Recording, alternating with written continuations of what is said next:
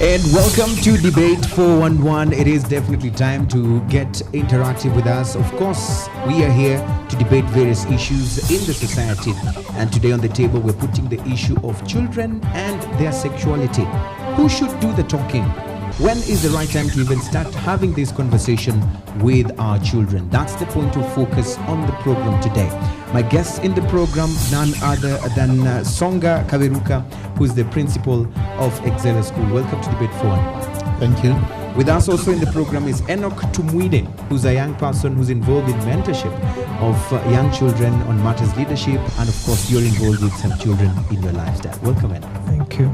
We also have Jackie, who is a parent in the program. She's representing the parents in the show today. You'll be telling us more about this particular issue. Welcome, Jackie, to Debate 411. Thank you. We also have Gloria. Gloria, welcome to Debate 411.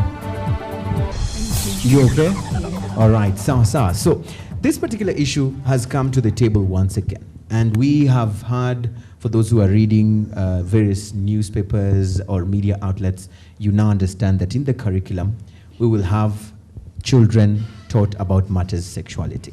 And this brings us to the debate today. Who should be able, or who should be doing this particular talk? And I'll start with you, Principal. Do you feel that this is a good move? Do you feel that teachers or schools need to be the ones talking to children about matters of their sexuality?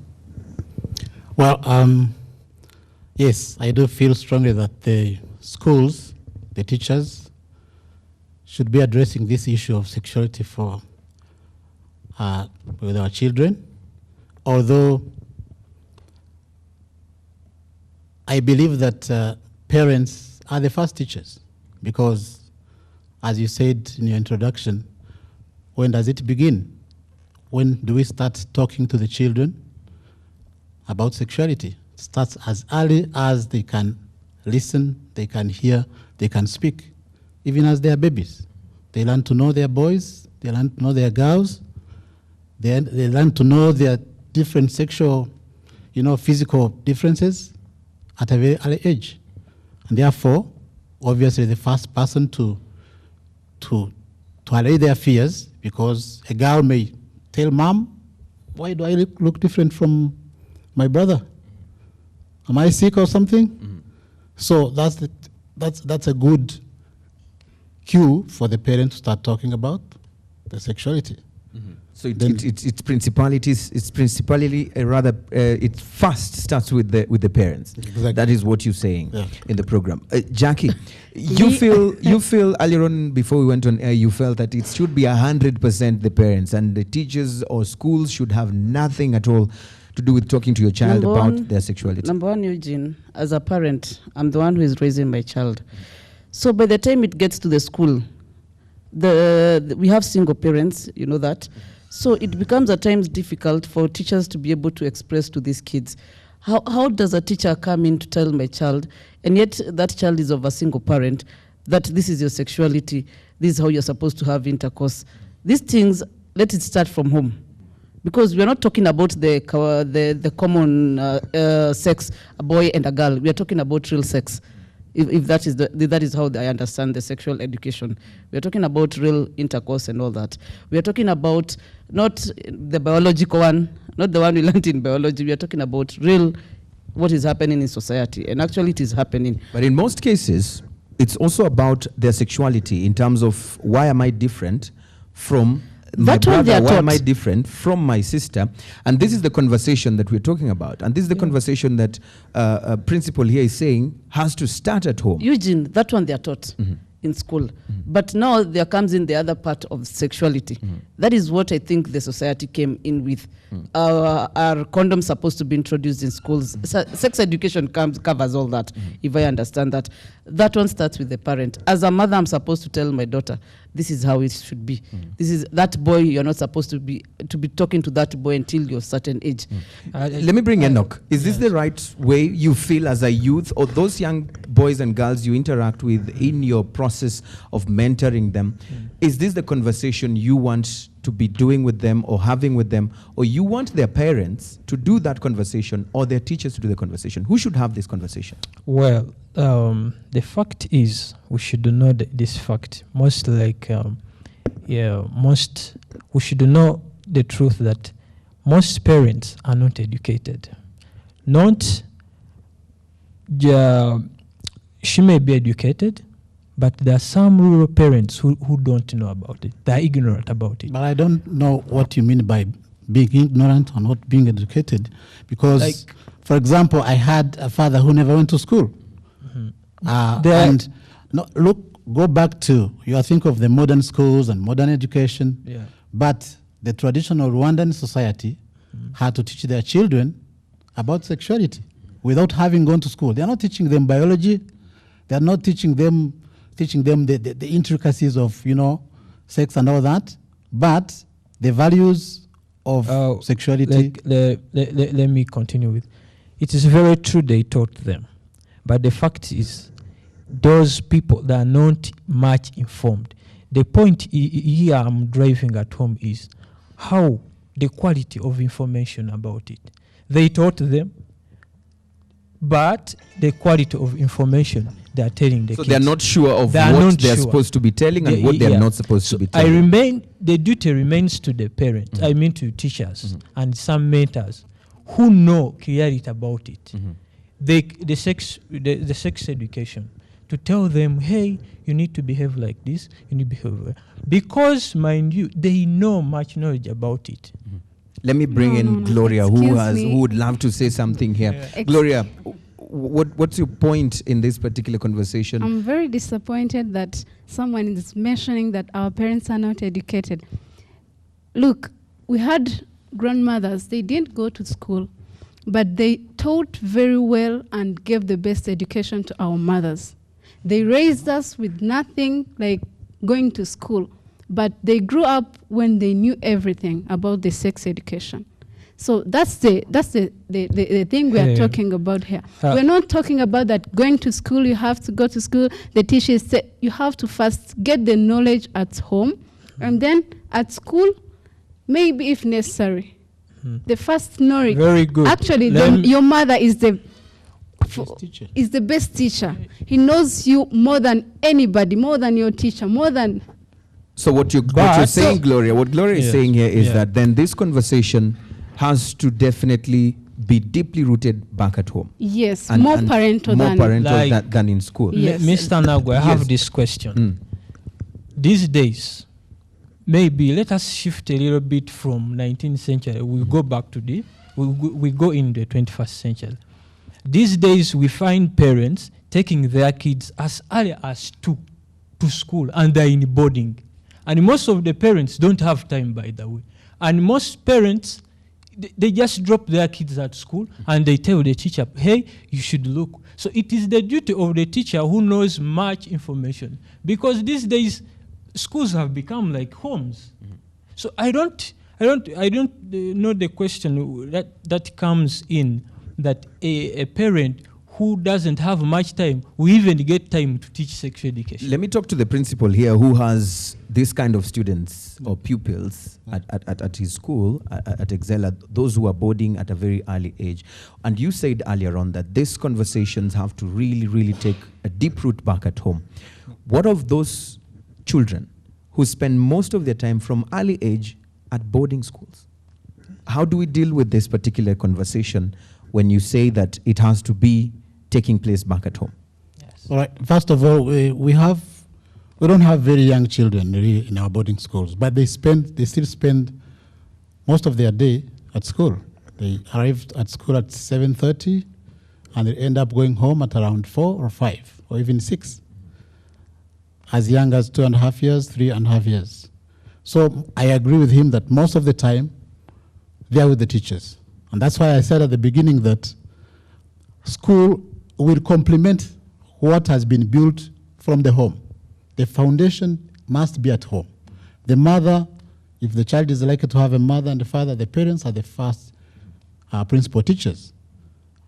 The teachers will complement, they'll teach the academic part of it, the counseling part of it, the advice. For example, in my school, from the very beginning, we have actually a life skills program, life skills education, where the director and myself talk to the children about, it is not in the curriculum, but we find it's very important to talk to these young people about the values in general, but we also go into teenage, we call it adolescent madness, and at that age, their bodies are really vibrating, so to speak.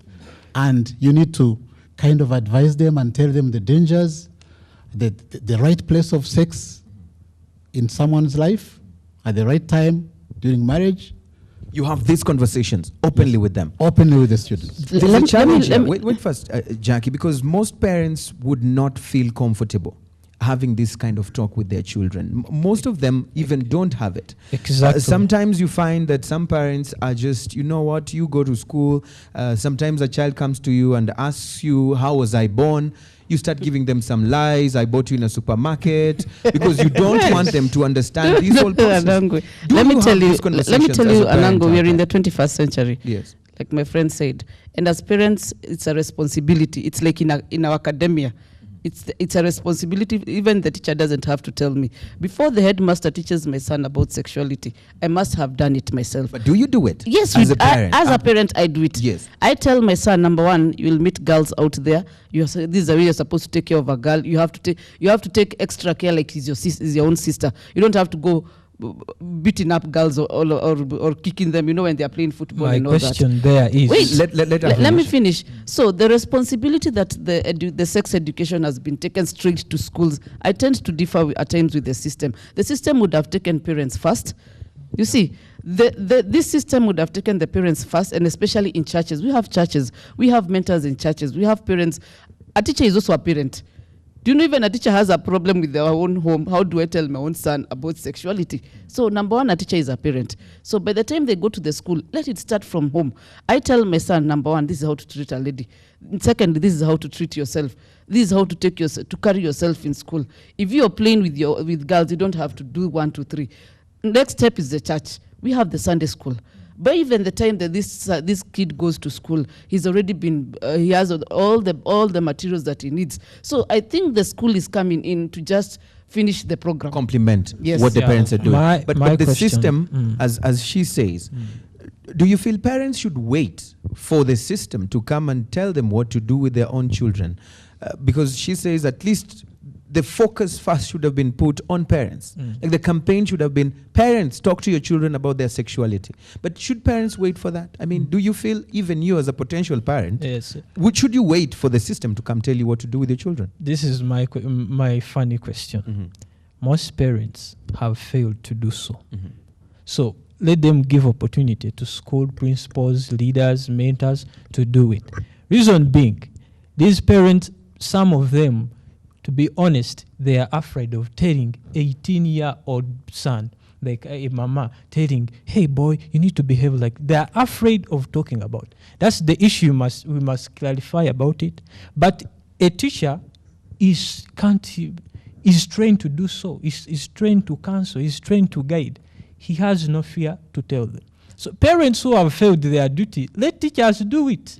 Parents have failed their duties. Let teachers do it. Gloria, would you let your son or your daughter be in the hands of a teacher, a stranger, who at least they spend time with at school, but total stranger in terms of relations, to talk to your child about their sexuality? Would you be comfortable with that? No, I wouldn't, because I took my kid at school not for sex education, but just to cover the things I can do. I can't teach my kid math, maybe because I'm not educated or something. I can't teach my kid economics or whatever, but I took my time and gave birth to that kid. So I have to take the responsibility. I have to know. So why do you have to say that they fear their kids? How can you fear your own baby? The fact that they have neglected Actually, we are in the 21st century. Nowadays, the kid asks you, Mommy, Daddy, what's going on in my life? And you have to explain. So you can't just say that, wait, when you go to school. No, those stories are not there. I think what percentage? Let's have the principle first. I think the point, he has a point, Mr. Anangwe. He has a point here. I don't subscribe to it 100%, but I believe there are some parents who have failed. There are some parents actually who shy off from discussing this hard talk with their children. with their teenagers. And they think, sometimes they say, your teacher will tell you about it. And they fear, but the ideal situation should be that every parent should be educated, should be the first teacher. If they escape from that role, then they are wrong.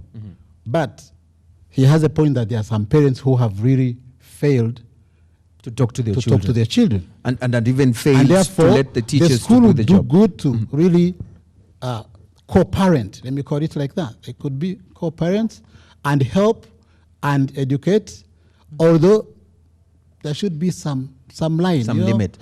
But how do you handle, Bwana Principal, how do you handle a situation where you have a parent who feels that their child could be at risk of exploitation, sometimes sexual, from their teacher, who talks to them directly about their sexuality, and so they feel afraid that I don't want that teacher, or I don't want just anybody to talk to you about your sexuality. I want it to be only me, because I am afraid that they might exploit you even sexually. How do you deal with such parents? How do they get comfortable with this situation? In the first place, the relationship between the student and the parent and the school, it's a kind of a triangle whereby we all complement one another. And the fact that parents will bring their children to you, first of all, they trust you. But you also have to follow it up with, you don't only teach the students, you also call parents. You have one-on-one conferences with parents, tell them, talk to them, any fears they have, they tell you. But at the same time, like I said in the life skills program that we give to our students, I am mature enough, my director is, but we have young teachers, young men, you know, who could look at a 17, 18-year-old girl and feel attracted. We can't escape from that. You have heard of schools in upcountry or in other countries where teachers get their students pregnant, you know? So we warn in our talks, we warn our students, beware. Because, for example, if a girl comes to my office, I better receive her in the common room, at the reception. I wouldn't leave the doors closed and all that. I mean, I have to, you know? She has to feel, you know? Comfortable. Yeah. So we have to guide these children that not every young man should, give them that. Exactly. That is a very sensitive topic to discuss about, and no parent will feel comfortable with anybody. A young man like him talking to his daughter. Yes. Anangwe, let me add what. As you add that, could you answer that question? Is this the fear that most parents have? Yes. That this is why I don't want the teachers or the school to handle matters of sexuality of my child, because I have those fears. Let me tell you, one times parents, you'll see a parent going to school looking haywire. They want to kill somebody. And that is the time you realize these are times when you ask the teacher what happened. You taught my son sex. What were you thinking without consulting me first? And the principal has said a very important part where he says about the pyramid, where we have the parent, teachers, and now even the media has come in. Because when this statement came that sex education had to be taught, it came out through the media. So the media has also to work very hard to help the teachers in the schools. They need to bring up topics like this so that even the parents who are out there, Anangwe, they can be able to understand and sit down in a sitting room. Do you know today in the evening when you go to most homes, phones have taken over. Sex education is being taught in phones. That is what is happening. So even when the principal is trying to teach this sex education, it goes without saying, my son already knows. My son can already be able to tell what is sex, what is all this. Very good. And the most important thing for us to understand is that when we talk of sexuality, definitely it's not about just the action of sexual intercourse. Yes. It's understanding your body. It's understanding the changes that are in your body. And this is what we're asking here today. Who has that responsibility of talking to that child about that process of changing? And do you feel that parents are escaping from this responsibility? And some people have even said that, you know what, today internet has taken over. Even schools don't even have a tough job to do. Even the pastors have been left out. Yes, very good. You've brought in a very good insight, Mr. Anangwe. The parents assume that their kids know. And that's a very dangerous blunder because they know, but they don't have experience. This parent, like Buana Principal, knows experience. He has passed through these stages. He knows better. There's a saying that Arnold de Bloom knows where to sweep very well. But the parents assume that their kids know, they are experts. This is the 21st century. And that's the biggest blunder. That's why I'm saying, if they have failed, I would be more comfortable if my parents They have not failed. Let me tell you. When a girl... Because he's now speaking also as a parent. Yeah. I'm talking as a parent. Yes. I have a daughter. Yes. And, well, she's now at some point where we can't discuss much, but at another age we discuss a lot. And just tell me, when a girl grows up to, 10, 11, 12, she starts her body starts changing, and who is the first person that this girl will tell? I mean, I've seen some, you'll not go to a teacher, you'll not go not to the father. Okay, if she's close to the father, she'll tell the father. They'll tell the parent. Not to the teacher. The mother first. And the mother in a situation that's a clue for the mother now to start teaching. And in a situation where this mother is not available for that kind of a discussion. Very good. What happens? Well, our families we don't have only the mother. There are aunties, we have extended But the problem family. you find, this kid is not free to the aunties. So in that case, what happens? As you said, we're in the 21st century, and single parents are so many. We have single, not only mothers nowadays are single. I know of single fathers who have girls only, and they are doing it. And they're even talking about it. They come and ask you as a woman, how did you tell your daughter this happens? So when she comes to me, I can be able to do it.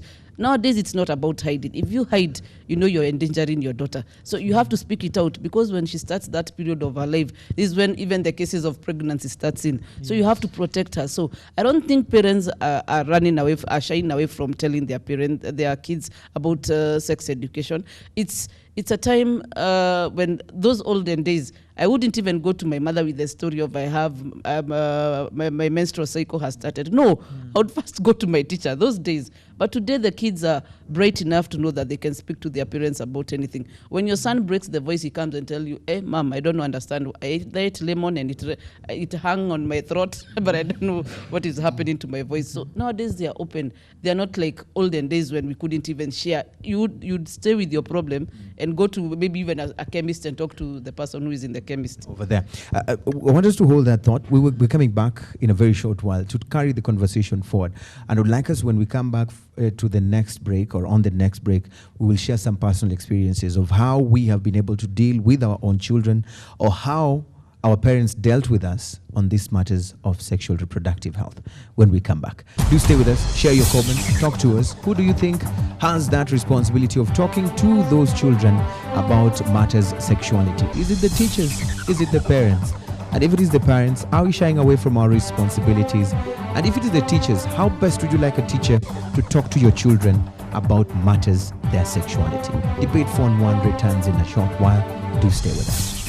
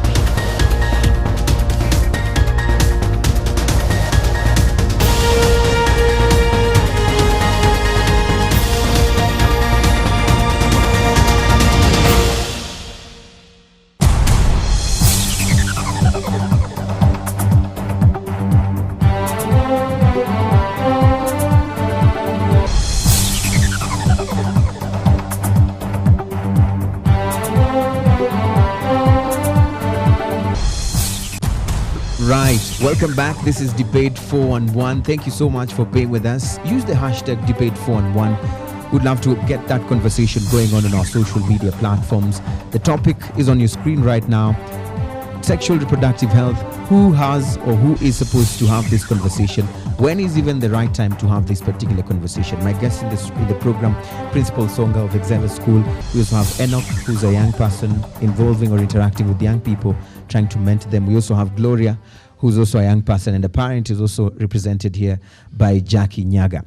Now, before we went for the break, I'd promised that we'll look at our personal situations and how we are dealing with this particular issue in today's century, because we've said, okay, parents have to do it.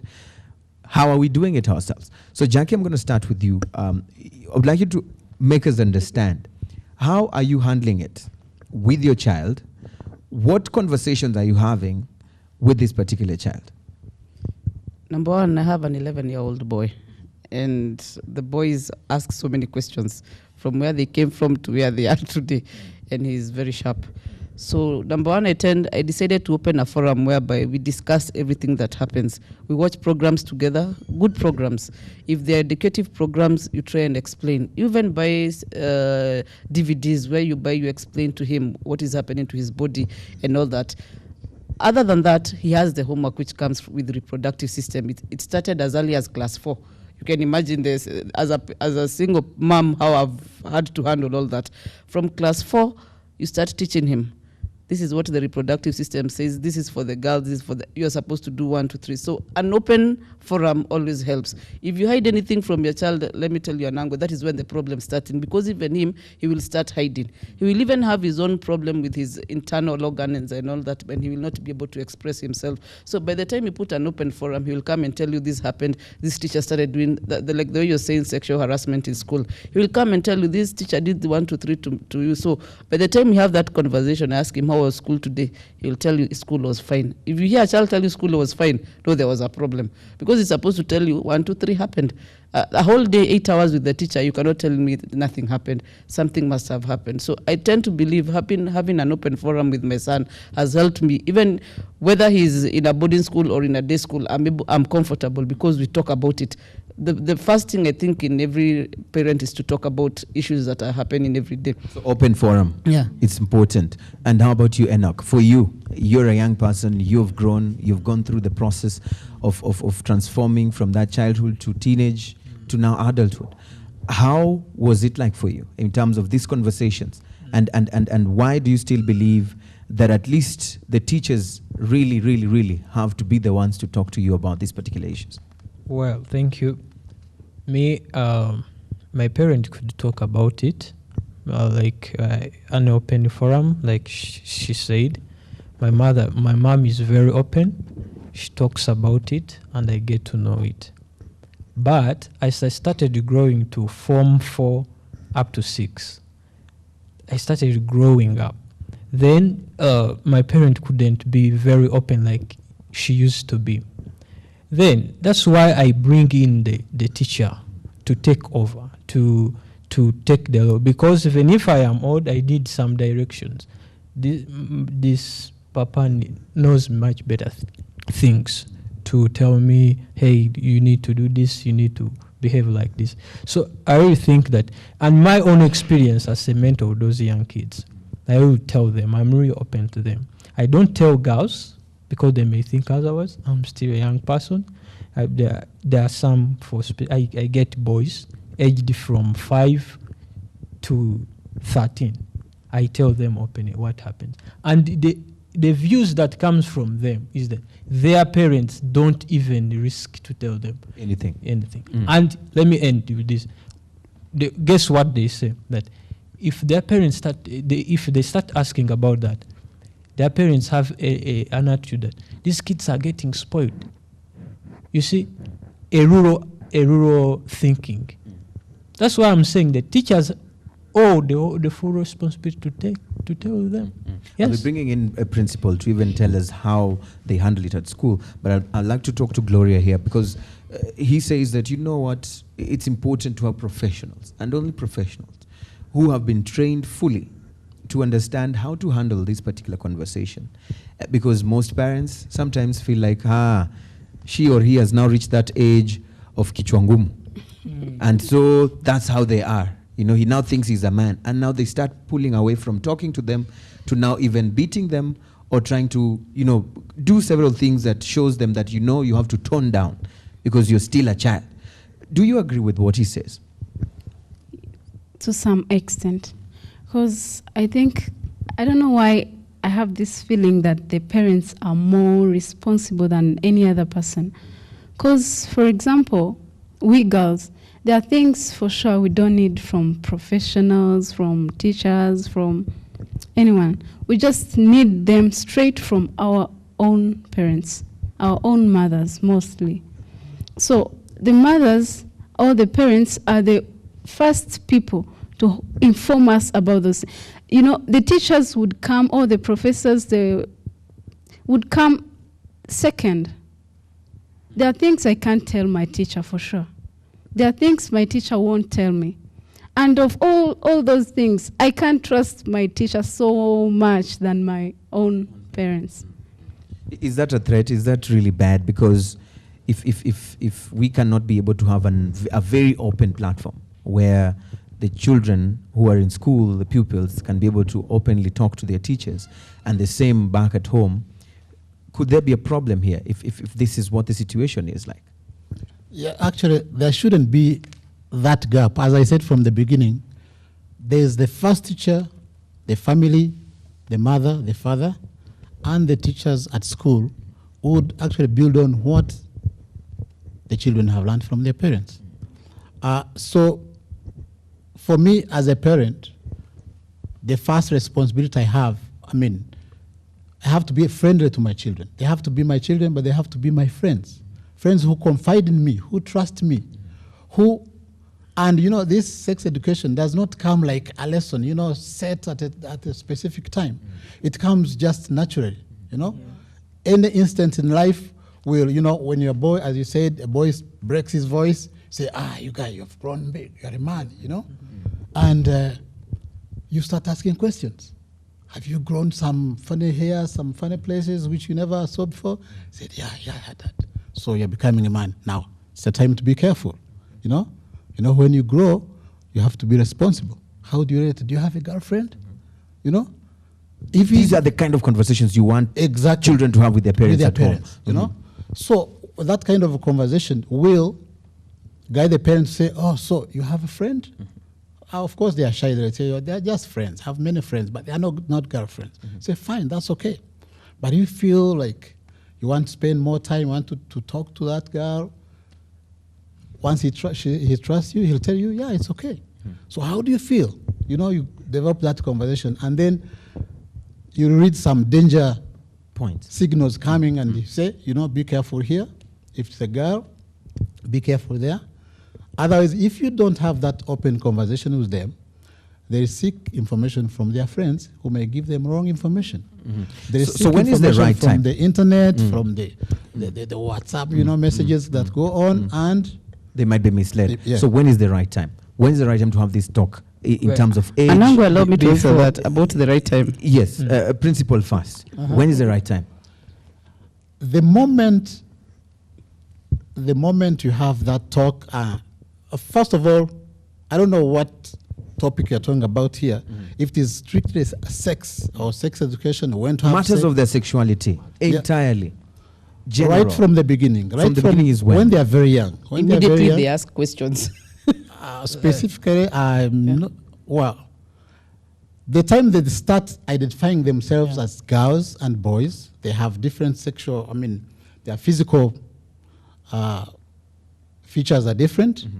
So that's when smart kids will ask their mom, why am I different from my, you know? And this could even from the age of 10. 11. Yeah, where did I come? Not even 10. Yes. And I'm talking of even at the age of 6, when your son comes and tells you, Mom, I have a girlfriend. And you're like, where is the pastor's number? You start now calling the pastor instead of trying to, you see, at times it's how you react even to situations. Boys will come and tell you, Mom, I have a, you know, he didn't mean badly. He just wanted to tell you there's a new, my new deskmate is a girl. But at times we parents, now you start going haywire. Immediately tells you, Mom, I have a girlfriend. You go, why? let me call the teacher. He'll tell me what they are teaching these kids in school. So immediately he tells you he has a girlfriend. That is when the topic starts. Start telling him, it is not bad to have a girl as your friend, but you're supposed to do 1, 2, 3. Remember what took you to school. Education took you there. You never went there. Those are your sisters. So immediately that is how it starts. And immediately you start getting such questions from or such utterances from kids. That is when you start getting closer to the teacher. So is it proper that these children, whenever they ask you, no matter the age, so long as they have been able to start identifying the differences in their bodies, and they asked you that, ma'am, why am I like this and my sister is not like this? We should tell them the truth. You should tell them the truth and then start engaging the teacher more. Very good. If it is now you've come and told me, my daughter tells me, ma'am, I had that boy wrote me these letters. You know, they start with small letters, then they become from a small letter to a big letter. That is immediately when you take that letter, go to the teacher, tell them, now I need help here, because I cannot do it alone. Now they've started growing. But you don't terrorize a kid. Most parents, what we do, we terrorize them. Exactly. We start telling them, you're going for therapy. What therapy? This is the shut up. Where did you get this from? So that's where my question lies. My problem lies. Like, if a kid comes and say, I have a girlfriend, the next step to most parents, they will harass that kid. Yeah. And perhaps beat them. Say, you kid, that's an evil coming in your mind. What is that? Yet it is natural. So parents should do that. And if parents have failed to do, I don't think failing is the right word. If they have somehow ignored it because of other responsibilities, then now let teachers be open also to those kids. Like Gloria was saying that there are some things she cannot tell to a teacher. But it depends on the institutions. I went to a school called the Cornerstone. Teachers are more free than even parents at home. It depends on the institutions. So the problem is to empower these institutions to have friends. Like girls should have their female teachers, to talk to them, compliment them, teach them, love them. And the problem lies, the reason why they are not free. Teachers become masters, not friends, not even parents. So I think the problem is we should change the course that parents should become, teachers should become parents away from home. Love kids like the real parent. Yeah. Principal, the new curriculum is having this comprehensive sexuality education. Yes. How are you planning yourself in your school to handle this? Actually, this program is long overdue. Should have been in the curriculum long time ago. Although I think what has been there was just, in science, in biology, the sexual reproduction, which is done, say, primary 5, 6. But before that, that's where I said our life skills program come in, where you tell, ours is a holistic education. We don't not only emphasize so much on the sciences and the maths and the sports and all, but also on that other aspect that most people fear. I would agree with him that some parents are shy. Some mothers are shy to, discuss. Maybe they'll talk a few things with their daughters, but they will not talk, talk with their sons. Why? Father is Why? away. Because I don't understand. Why would they be shy?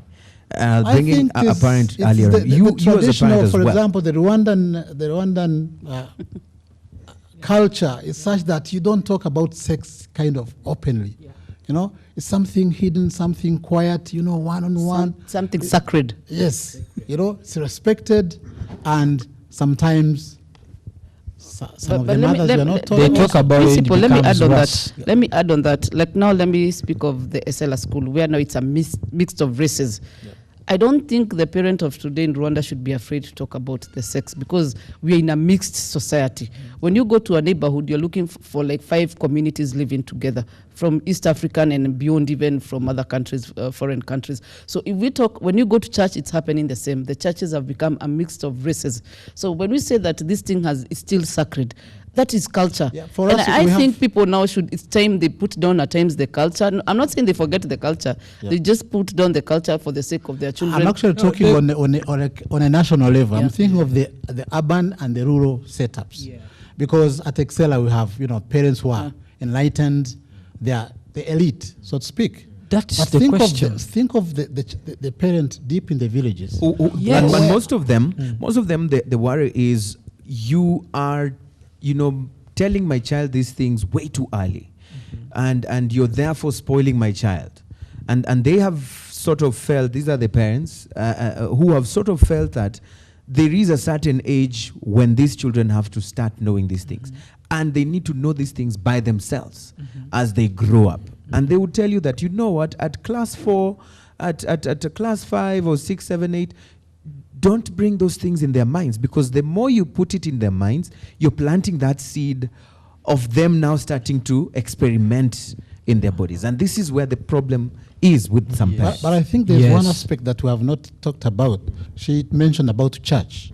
You know, if we are Christians or even Muslims, those topics are there. When children go to Sunday school, when they, as I said, when I'm friendly to my children, and I take them to church, and, you know, they listen to the sermons and they listen to the advice that comes in. The church also is trusted well. In a spiritual sense, there's a place for sex in the Bible, there's, you know, and they complement. But back at school, there are also clubs which will complement the teachers.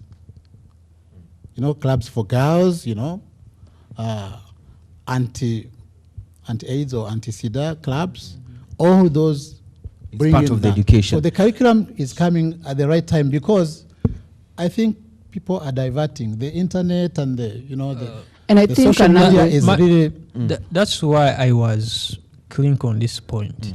He talked of some parents in rural areas, and that was my point earlier. You, like, Kigali parents know about it, they're enlightened, but those rural parents, they are shy. That's why they leave a big responsibility to teachers. That's why the nation should put more emphasis, the government, to train teachers who are like parents, because they do much greater job. Yes. And I think to add on that, principle also says here that churches also have a role to play. But the reality today is that even in Sunday schools, where we take our children during the service, we don't see that sexual reproductive health being taught there. No, For reality. sure. For sure. There is no chart there of parts of the body where these children are told, this is part X, this is what happens, this is how you behave when you're an adolescent. Would you want this kind of conversations to now go even to churches? There's a part of where they had said in Rwanda it was sacred to talk about sex. So mentorship programs must come in. The ministry will have to invest a lot in the media, in topics, in people trying to volunteer for themselves to go and speak to the girls. I was taught about sex when I was in class 3, when we used to be called girls aside from class 3 to class 8. We are spoken to, we are told this is a sanitary towel, this is what it happens. In class 3, most even girls are not even at the age of 10. So it is upon society. It goes back. No, let's leave the teachers alone. Sex education will go back to society, whereby parents plus the society, that is the pastors, plus the media will come in. And the ministry will have to invest a lot. We are talking of the rural areas. That person, at times when you go and tell them about a sanitary towel, they do not even know what it is. So it is a whole, I think it will be a lot of money. But at the end of the day, the message will have reached to the rural areas. It is up to you media people to come up with structures and ways they can be able to reach to those young girls. At times, society gets lost. It's not because they don't know, it's because they've not been told. You media reach up to those areas. It's you to give topics in those Waturaji radios. That is what they are called. And for the parent to understand. Because in the evening, what you find, I think 3/4 of people in Rwanda have phones and they listen.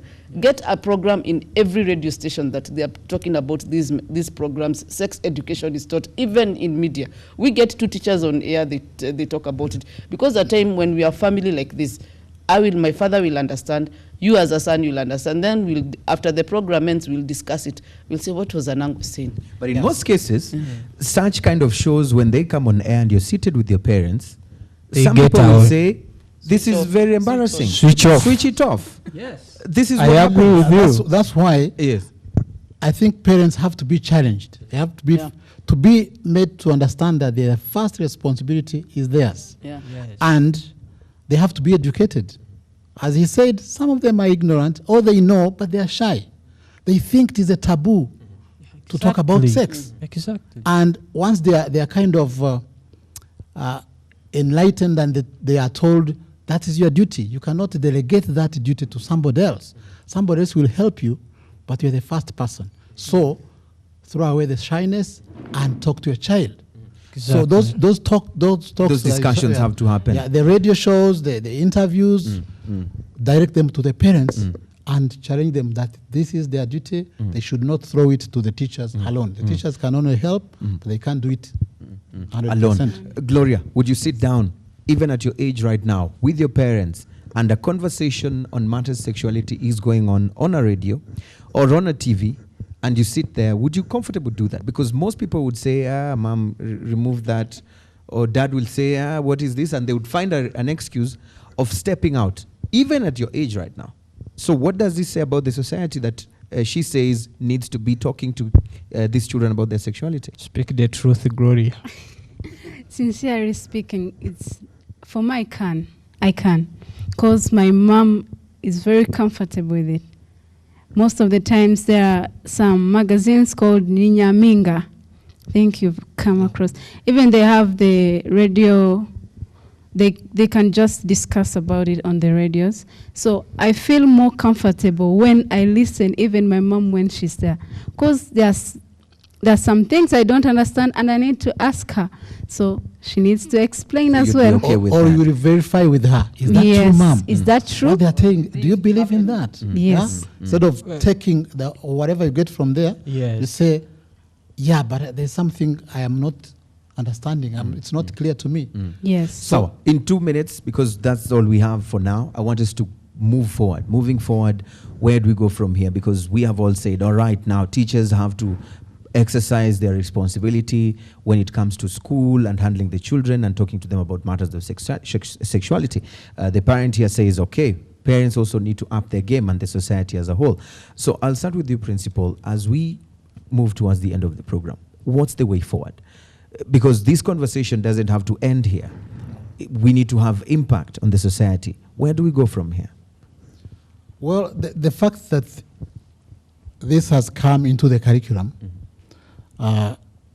what was there before was just the academic part, the biology part of it, but I haven't seen the curriculum yet. I haven't seen the topics, but I believe they should be all encompassing. They should be all a holistic way of, the person. The person from the time you start rearing your child up to what do you see that boy or that girl like in 20, 30, 40, 50 years' time. There are people who grow up and they are still behaving like teenagers. They have missed out on the approach. But we shouldn't forget that parents are very busy also. There are some who are on missions for 6 months, 1 year, 2 years outside. And mothers are in schools, at universities at night, and the houseboys and the housegirls have been left, to parent. That's why people are running to boarding schools, because they think the teachers will do a better job than the houseboys and the housegirls, because the parents are not there. So teachers are very important in this, but they are not the sole educators of sex education. So the way forward is to encourage, as we said, go to the villages, go to the different corners of the country, let everyone understand that to save our children, maybe other countries, there are some places where they have failed and they have left, everything to chance. But we cannot leave our children to chance. We need to put a lot of investment, as she said, into this education. Yeah. Thank you. Enoch, in So, closing. I would like to say that this is a ripe moment for a new breed of Rwandan youth or society to shape the society. I wouldn't push much burden to parents or to teachers. They need to do. We have discussed much about it, but parents should live that early life of being shy. They should engage people with their kids with an open mind, teach them, give them direction. And teachers also, they should stop being rude at school. They should become not teachers, they should become parents. They should compliment the kids very well. And also, I should not also go from before mentioning this. Kids, I mean, like from age 15 upward, if your parent did not tell you do this, and your teacher did not tell you this, you hold too much responsibility. They should also know. I also tell the youth that they should also know. Information is everywhere. They can search, Google, wherever. They should be sharp, not to leave the parent, because there are kids who don't have, they are total orphans, and their teachers are not okay. They are masters, they are not teachers. So they should also take a responsibility by themselves. Super. Yeah. Jackie. I'll end by saying this, that sex education is a society education. It starts from home all the way to church, to school, to everyone is responsible for educating our children. Another thing, I will throw it to the media. It's up to you people in the media to give more education to our parents, because at times you may say the parents know it all, but yet we do not know. Get more programs, go to the village level, have campaigns, join up with the NGOs. There are so many of them who are ready to help, and let's educate our children on the right ways and the right way to grow. Because remember, while we are raising the children just here in Rwanda, what if they go out there to Uganda, to Tanzania? How are they going to relate with the others? So that is why I've said sex education is a whole. It's everybody. It's the society's program. It's the society's program. Yes. Thank you. Gloria, very quickly, because literally I'm being told we need to go. Yes. Your parting words, very briefly. I should conclude by saying that parents, you should talk to your kids, and kids should be very, very open to their parents, and they talk what they want. They be just free to know more about it. And everyone, not only your parent, but everyone who knows about anything, sex education, should talk about it, because it's bringing more problems nowadays. You find more pregnant girls out there. They're just, so everyone should talk about it, as well as the media should give more information More about coverage it. and information. You're doing a great job. There you go. Thank you so much. It is definitely that particular time when we draw the curtains down to this edition today. The conversation has ended right here, but it goes on our social media platforms. Keep tweeting. Use the hashtag debate411. Let's talk more. Let's have this conversation going on. Who is it, or whose responsibility is it to talk about sexual education or sexual reproductive health to our children? And of course, what is the right particular time to do that? Let's have this conversation going on. Visit my website, anangwe.com, to get to watch some of the shows that you may not have watched, or just catch up. I'll see you again next time, same place. As always, I'm called Eugene Anangwe. Goodbye.